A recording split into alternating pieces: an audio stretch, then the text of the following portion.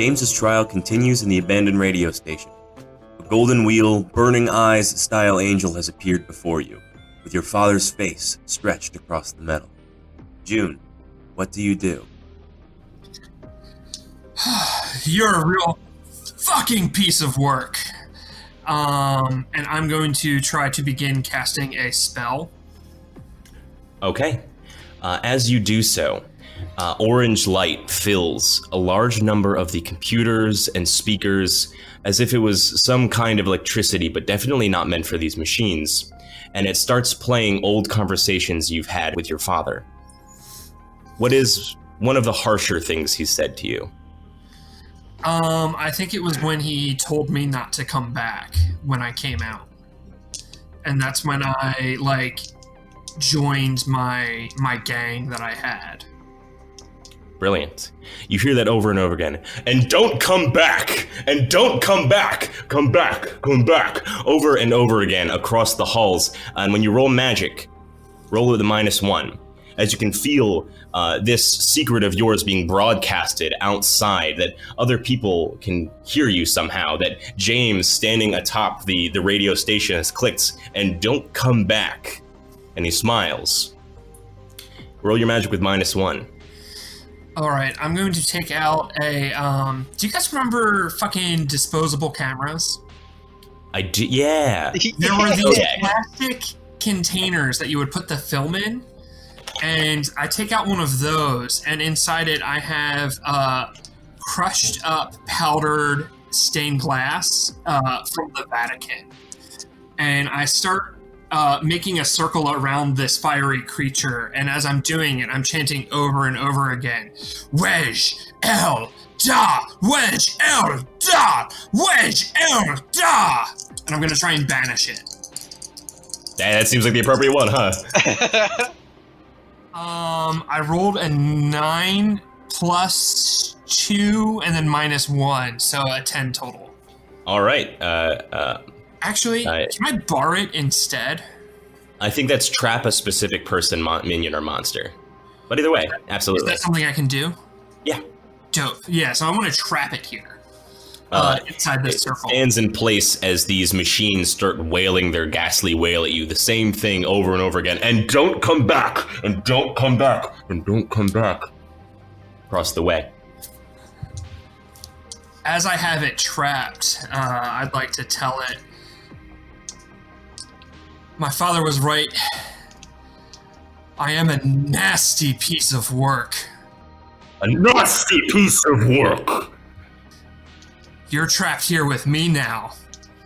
And I'm going to repeatedly use magic to do 1 harm to it as the building burns down around me.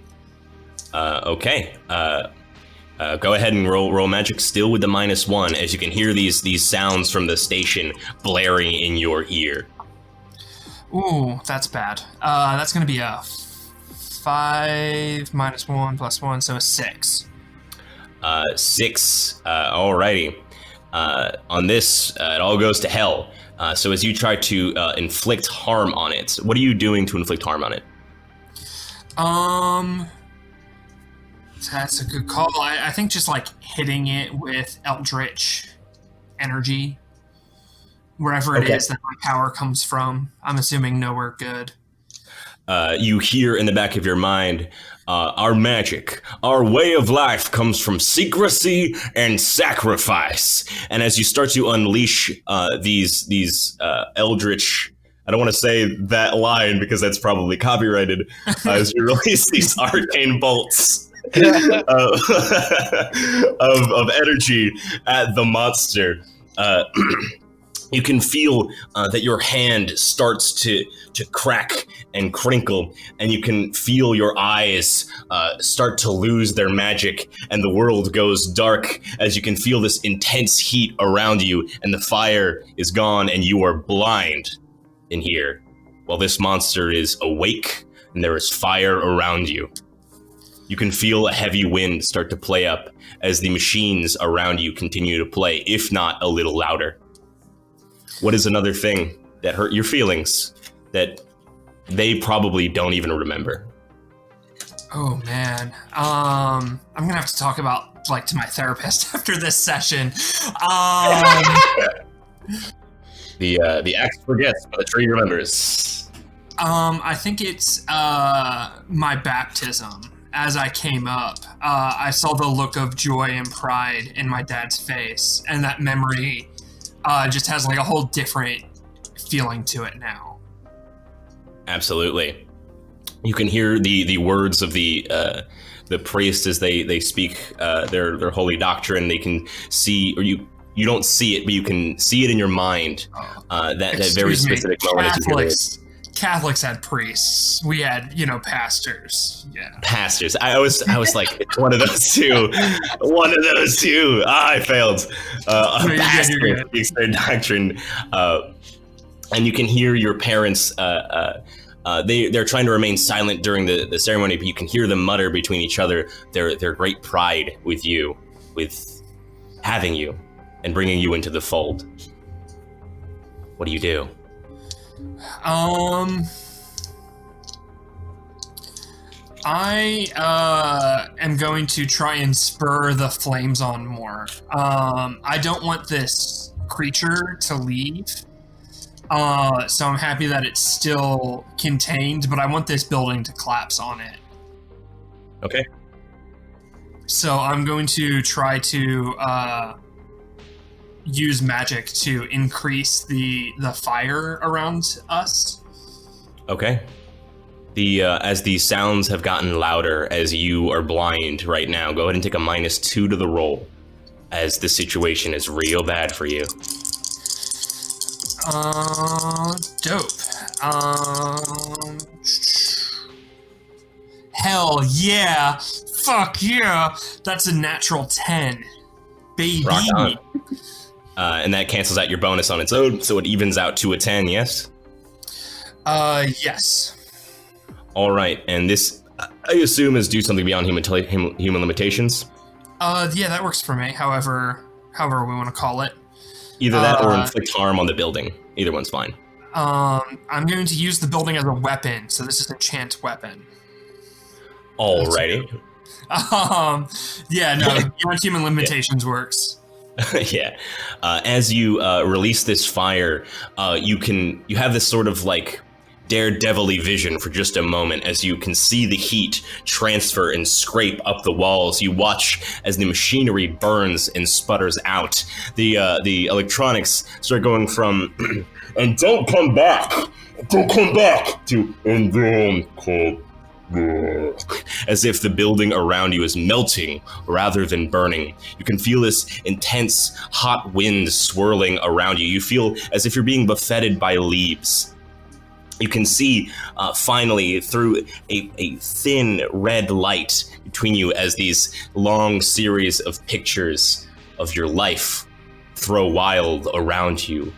And right in front of you, the angel right there begins to break free of its cage. We see that this burning sensation as two ghastly hands reach free from the burning metal as they reach for the pictures and try to cleave through them.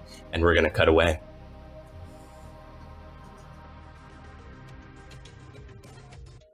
The latest episode of Antiques Horror Show has gone terribly awry, and now it's all on you to save it. Cassius, what is the lie you tell your audience? I was possessed by a lying demon who was trying to pass himself off as me and make you all think that I was a fraud. This is the most haunted town we have ever been in. 100 out of 100 ghouls. And then the bell's gonna go. Wild. The staff, in a panic, beneath like the clerk help desk with the phones, starts using their knees to like shake the table and looking around all panicked.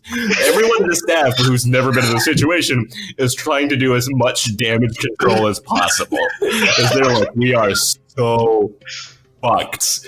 And then you roll me a very critical manipulated person with a -2 because you failed those other two. Can I just use some luck? What did you get out of curiosity? I got a 7. You know what? I'm gonna take the 7. Oh, okay. A 7's not dead in the water. Yeah, let's do the 7. Alrighty. A manipulated person on a 7 to 9. They'll do it, which is believe that you were possessed by a lying demon.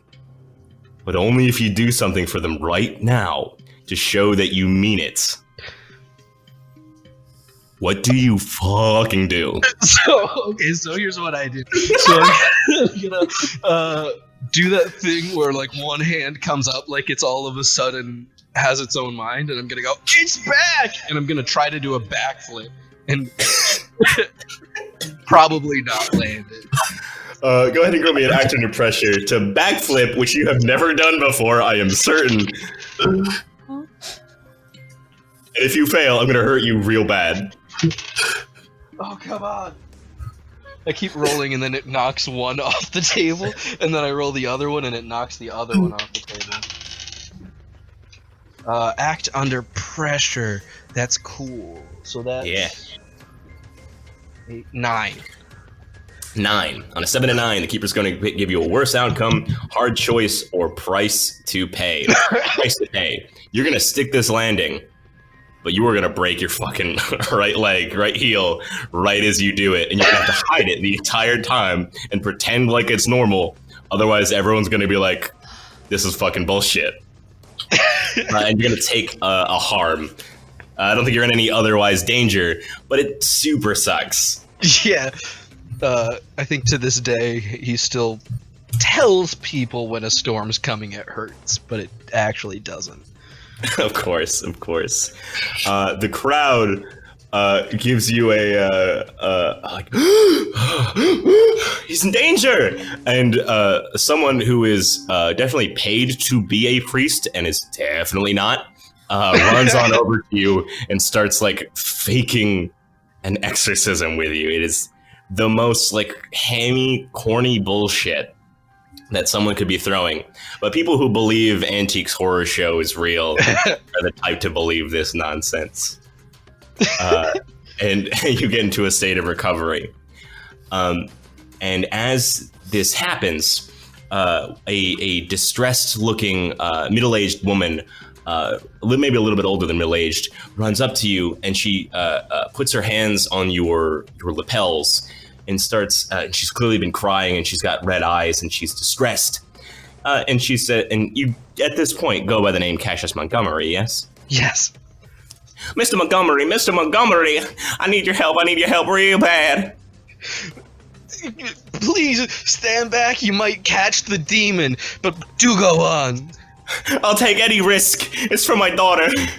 She's in trouble. We can't find her. The police can't find her. She's somewhere out there. Whoa, she's where is she? She's like, she's got like a runny nose and she's crying, and there's like a concerned partner in the distance who's watching on as as this person who introduces himself as Janet Walker is having like a little bit of a meltdown in front of you. What do you do? Please calm down and turn out to the camera. But she does so. She says, My daughter, she's a good, hardworking girl. She's great with our animals. She never would have run away on us. She loved our life on the farm. I don't know what we'd do without her. I don't know why she would disappear. Someone must have taken her. Something must have happened. I don't know where she could be. Mr. Montgomery, please. You're the only psychic we know of. Please, where is she? What does Cassius look like at this very moment? I think at this point, he's trying his best to look like he's listening, but really he's just trying to adjust his shoe to get the pressure off of his broken foot. So I don't think he's heard pretty much anything she said, but he's really trying to look like he's concentrating. Okay, the last thing you hear is, where is she? What do you say? Well? Well? Like in a well? Do you mean is she somewhere in a well? There are a lot of wells around here. Yep. Better check those wells is the thing I'm hearing from the spirit, the demon. I saw one thing when he was in my body, and I didn't understand it. And I saw a dog, and I thought, why am I seeing a dog? And then I realized it was Lassie, and it was that scene, and everyone's like, where is he? And the dog is barking, and they're like, oh, it's in the well. And it was that scene. And so that must be where your daughter is? I love it. So on live TV, this woman asks you where her missing daughter is, and you say, well, are you using a move here? I'm imagining the closest thing this would be oops. Go ahead and read it for me. If you want to stumble across something important, tell the keeper you will find something important and useful, although not necessarily related to your real problems. All right. Well, this mother is panicked, and she's really looking for any possible explanation. I think she went in here with the idea in her brain that whatever you said, she was gonna try it. And so the whole town goes on like a little montage. We see all over the place across town. People are checking the wells, I guess, on people's property, on public property, in public parks, and we. Can I make a suggestion? Yeah. They find her in a Wells Fargo.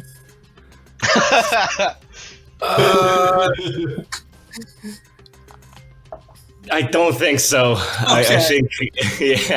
I think for simplicity's sake, it's a place they genuinely couldn't get to her before.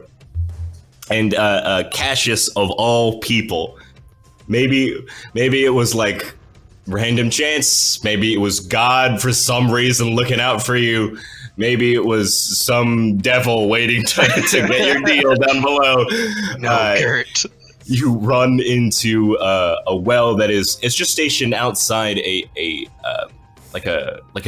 orchard where they normally sell things like cider and whatever, and they kind of don't tend to because it's more ornamental than anything else. And you stumble upon it, and you can hear that there's crying down below. What do you do?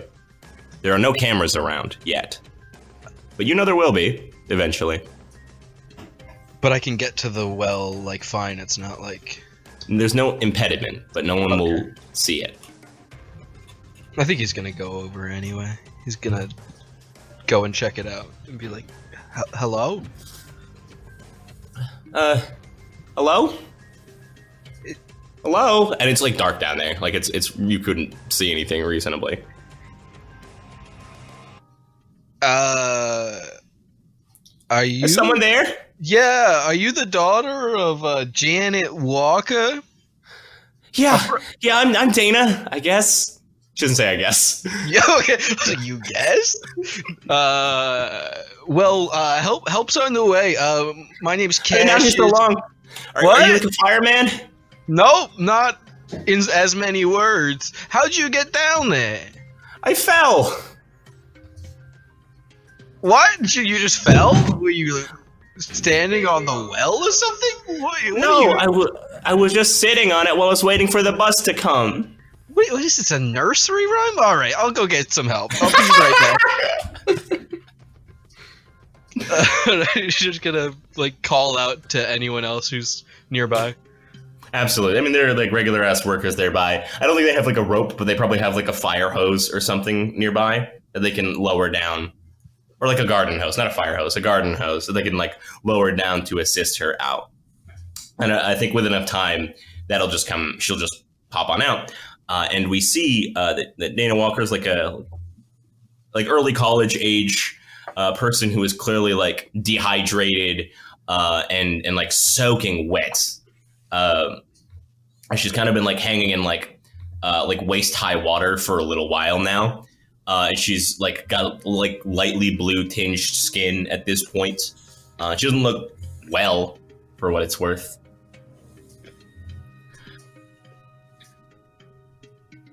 And she's like safe. We have medical attention and everything. It's on its way. Gotcha. How did you find me?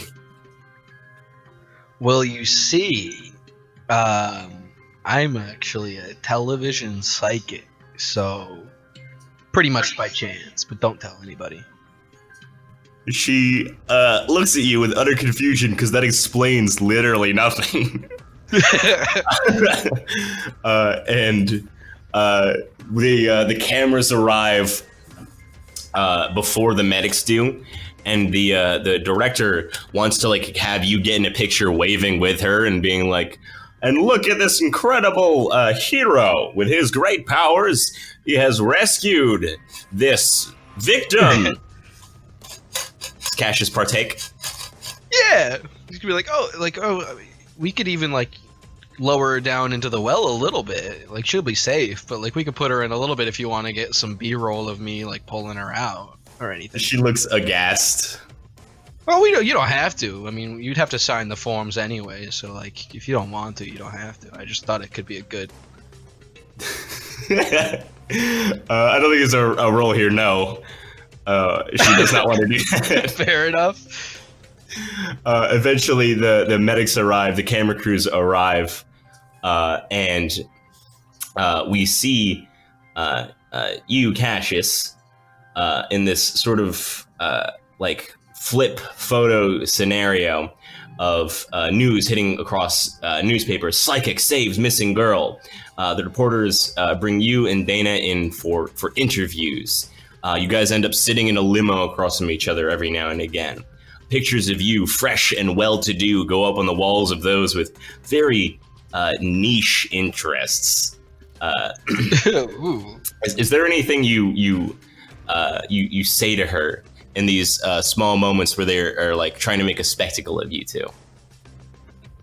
Well, like while we're alone, Yeah. I'm gonna be like, hey, look, I don't want to be the bad guy here. I don't want to like, exploit whatever happened to you. That sounds real bad. So we don't have to do this all that much if you don't want to do it. And if anything makes you feel weird about it, you let me know. But also, I'm just trying to make a little, some bucks is all. Really, I'm a bit,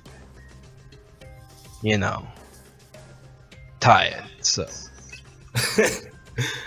I think there's a vague sense of mutual agreement between you two, as the studios do have to pay her as well for her appearance in these interviews, and she's a broke-ass college student, so she is like, yeah, I guess I'll take the money.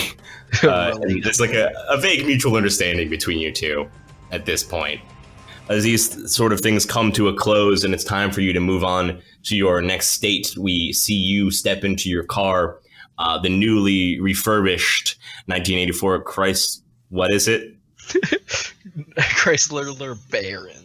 Chrysler LeBaron. And the lights flicker on, and we cut away.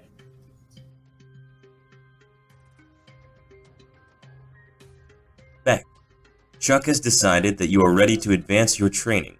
He has gifted you a second set of nunchucks and told you to prepare. He prepares his katana. Okay. It's wood, though, right? Yeah, he's not going to kill you. Okay. It's actually made out of bamboo, so it'll hurt. It'll feel like a whack on you. Mm-hmm. And you might bruise, and that's normal. Okay. But otherwise, yeah, he's not putting you at risk of death for training. I think that Beck, returns the bow and like readies a stance, and with like a nunchuck, like in either hand, kind of glances down at their component bag and realizes how difficult it's going to be to retrieve. You click on the exact point he means. Cool. As he raises himself, he immediately preps into like a proper like earth stance where he is sturdy and ready to go, and he swings his sword in very specified structural arcs where it looks like he's spelling out words with the tip of his sword. And as he does so, you can see this sort of faint telekinetic wave of energy if you've ever seen heat distortion on a road, it is like that, but all around him in a sort of dome as he places the initial protections around himself. And he waits, and he says, "Our magic, our techniques come from structure and discipline. We abide by rules here. Everything we have, be it martial, be it magic, be it investigation, we have to follow a very specific structure where it all falls to pieces. We are order. We are security. Use that, and you will be always in the right way. You understand?" I think Beck gives Chuck Hayes like a very solemn look and nods their head, and then throws some slinkies on the ground and rips into a big lake chew. And I'm going to try to cast magic. What magic do you cast? I want to do something beyond human limitations, which is I want to jump onto the slinky as a springboard, and I want to jump real high. You want to jump real high like a Wuxia kung fu movie. Yeah, I want to basically jump real high so that I can attack him from above. Brilliant. Oh, go ahead. Cool. Ugh, nice. 8, 9, 10. 10. You do what you set out to do. You do something beyond human limitations. What does it look like? Beck like runs forward, like uses like one of the slinkies as like a springboard, and all of a sudden it like supports her weight and coils and then releases, and she gets sprung into the air to like that top of the gym and starts like spinning her nunchucks as she's like coming down onto Chuck Hayes with a kick. Do you do like a cool front flip? Yeah. Hell yeah. You start rapidly rotating in the air as you contort your body to throw this great downward kick and nunchuck swing onto Chuck Hayes' defensive shield. Go ahead and roll me kick some ass. Okay. That is a 8. All right. On an 8, you kick each other's ass. No special things here. His sword, and this will be non-lethal, so if he brings you to a full harm, it won't kill you. It will do 2 harm, and you will deal, I believe, if you have 2 nunchucks, that's 1 each, 2 harm. No. Unless you have anything else.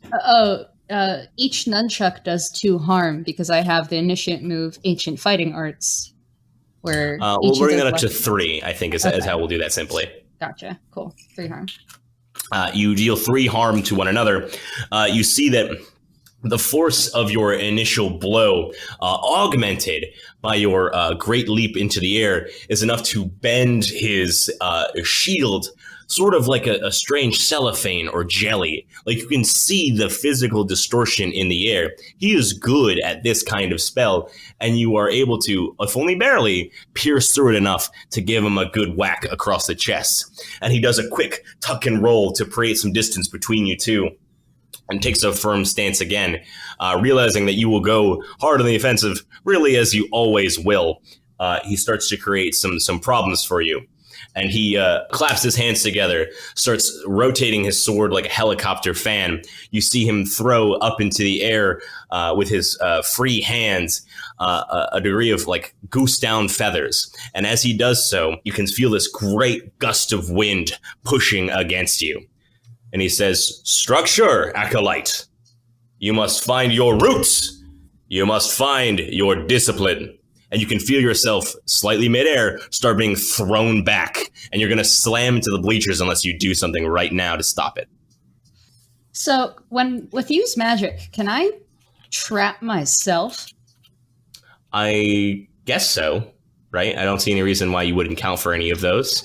If I like trap myself like on the ceiling, am I not like thrown? It says a specific person, so you absolutely can do that. Okay, I'm gonna try. Nice. I've never thought of doing that in all of the times I've used magic in these games. Got so anime so fast. I know.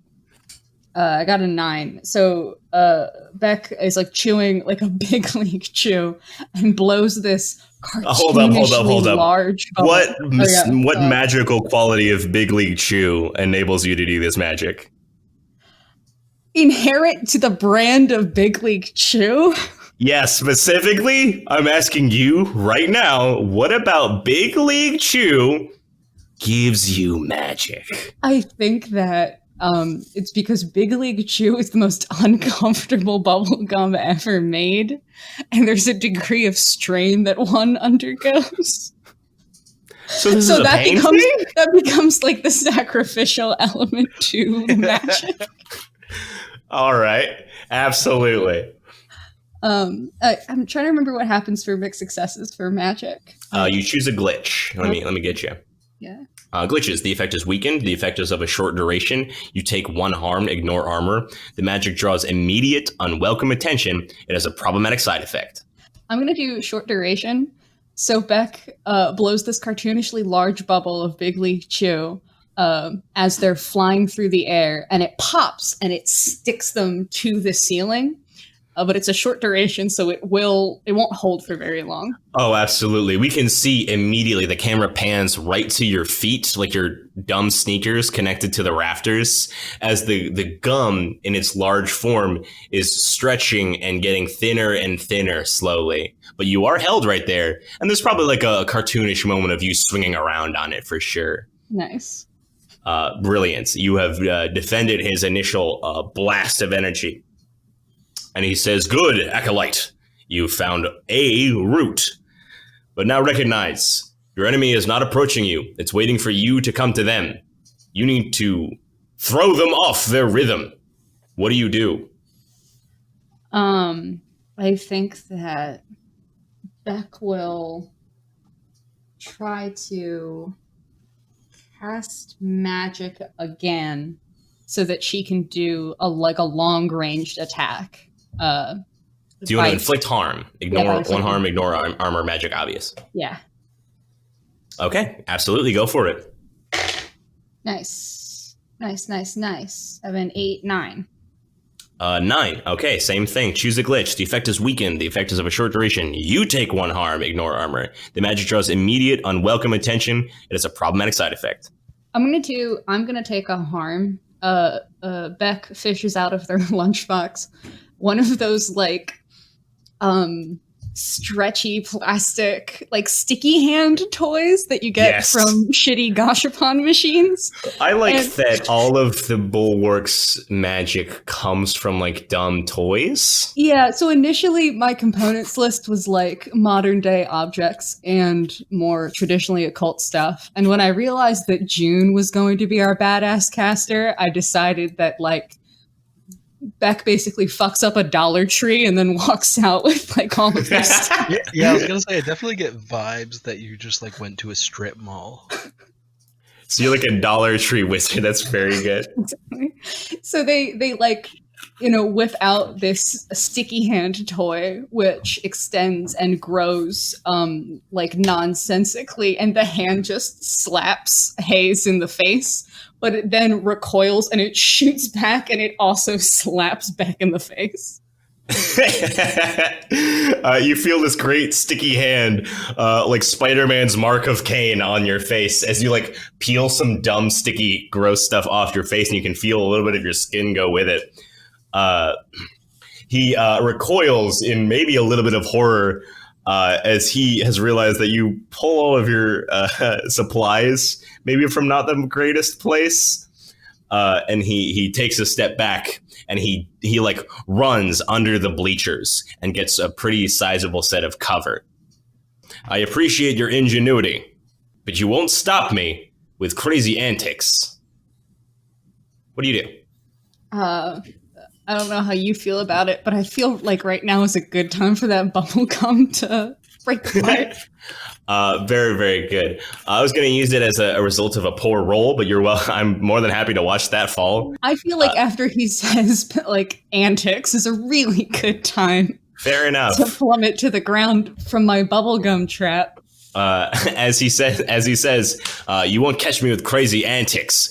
You hear a as cartoonishly the gum snaps, and we see Beck falling towards the ground. And Jim, basketball courts ain't like small.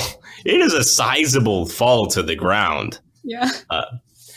He will take this moment to attempt to protect you, but in that instant, he can only do so much. As he starts to like press this light amount of wind from the ground up towards you, how do you save yourself from what will assuredly be great bodily harm?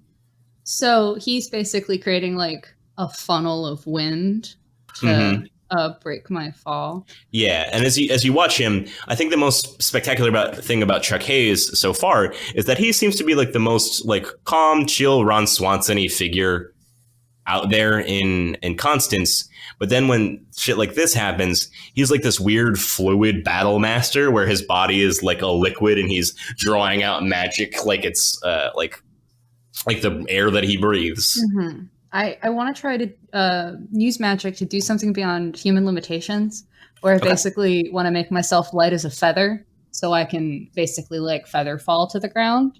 I like that. Have at it. Nice.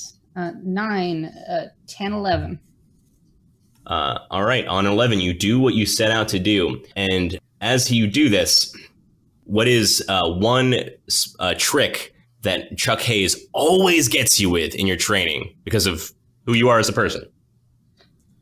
I think that Beck has a really hard time treating training like a real fight. And I think in moments like this where, you know, Chuck Hayes is being a responsible adult and is like, I don't want you to actually break your neck. I'm gonna, like break your fall a little bit. Beck always treats it kind of like this time out when that's really not the case. And I think leaves themselves like open to an attack. Excellent.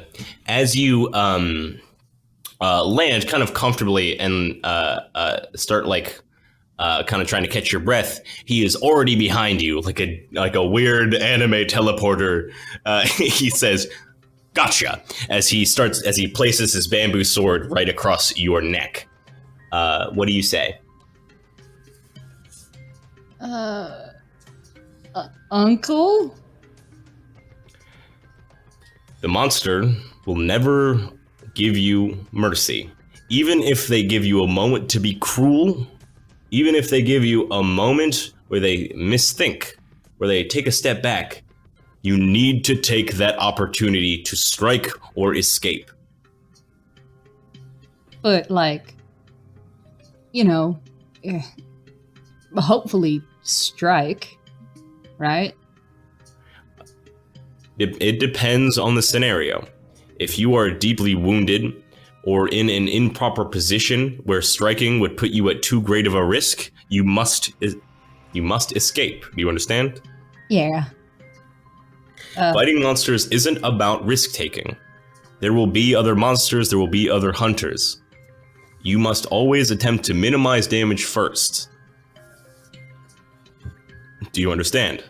Yes, sir. Good. And he takes a step back and sheathes his bamboo sword.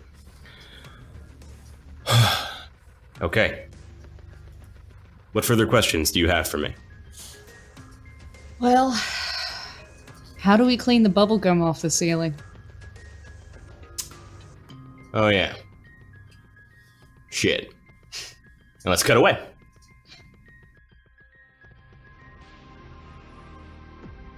Flint, you may have found a kindred spirit in a member of Constance's ghost hunting society, a student named Lewis Steele.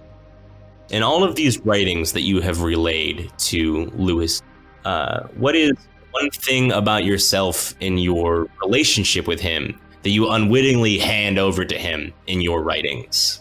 Like, how do you view him? Or what do you see in him? Like, why are you even bothering to give him this information? Things like that. Because I think he's about as smart as I used to be before I became a man too obsessed with the hunt to continue studying. how does that come out in your writing? Listen, truth be told, I've been doing this for a very long time, and it has destroyed my life. Here's a story I know a little too much about. Take a look at it and look how it ruined this person's life. Looking into things is fine and all, but don't let it become all-encompassing. A couple days go by. There's no newsletter. There's no notes left for Flint. Eventually, we see a series of newspaper clippings later on, where there are 3 people that Lewis focuses on as potential survivors. A lot of them, 2 of the other ones, so there are 3, the other 2 are serial killer survivors. They highlight maps that have circled locations. They highlight newspaper headlines. They highlight resumes. They highlight college degrees. And they have like a little dissertation for each one of like, is this you? And ultimately they ask the question on a singular piece of paper, who are you?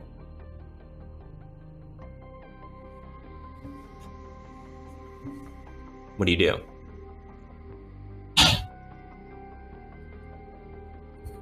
I just respond with Blarney Stone. Very, very nice. We cut to Lewis, this rather kind of generic, studious but competent student going about town, asking in a sort of investigative way, like, have you seen this interesting person? What do you think about this? And often getting rebuffed because the things they're asking are a little bit out of people's comfort zone. You may see them from time to time as they ask from person to person, what do you feel about the supernatural? Is there something else out there? Is there more than what we're being told? And eventually, by accident alone, as you are maybe asking people for an extra $1, or as he comes out of the Hanged Man's Arcana with a box of pizza that his friends didn't finish, and he offers one to you, he asks you, have you heard anything? What do you say? Have I heard anything? Keeper, have I actually heard anything recently in this point in time? Nothing beyond the recent power outages. But also, if you want to make something up because Flint is a little out there, you're more than welcome to. Save for the power outages, all I've really been hearing about is, Gator Men. I'm sorry? What was that? Gator Men. Snatching up fishing boats. Like werewolves, but gators? No. More like, think like Ninja Turtles, but gators. Roll me a manipulated person. Because he's the person who's willing to believe this, but that is a weird thing to say.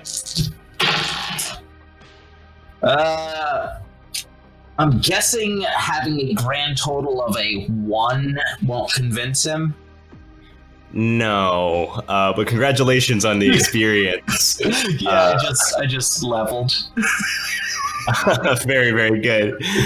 He gives you like a recoiled shock, and there's a moment for you where like this person, as he offered you like a slice of pizza, he might have been that person who, like, this might have been your bridge, like, back into, like, normal society. This might have been a person who's like, I get it.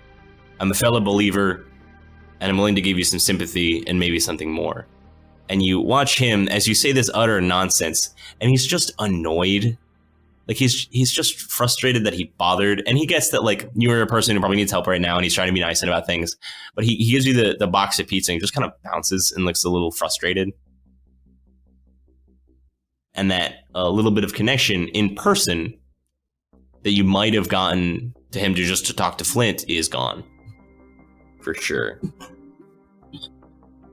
How does Flint feeling right now? Flint feels like he just did what he needed to do.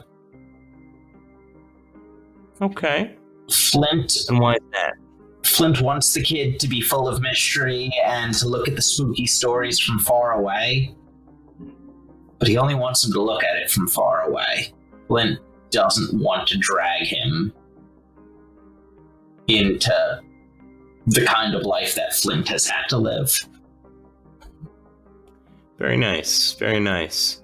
We see that no letters, no newsletters enter into the Hanged Man Arcana's Dropbox for a while.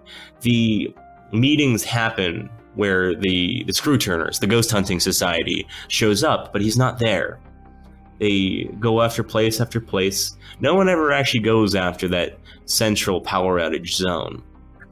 They just think it was weird. Or maybe it was too late to look at, and it's not worth checking out anymore. They go to graveyards, they go to abandoned warehouses, and they find nothing. And ultimately, there's not too much to substantiate their wishes. They lose a little bit of their following, but, you know, the true believers stick around. They want to. Of course they want to, because there's gotta be something out there. Eventually, you get a little letter. It's left just outside the building. Like maybe it got blown out or something, or maybe he was waiting for someone not to check the Dropbox but somewhere else. And it's written in kind of shaky handwriting. And it says, it's not labeled, but I think you can tell vaguely by the handwriting who wrote it. I want to preface this by saying I have no intention of publishing this information. Do you really believe in the supernatural?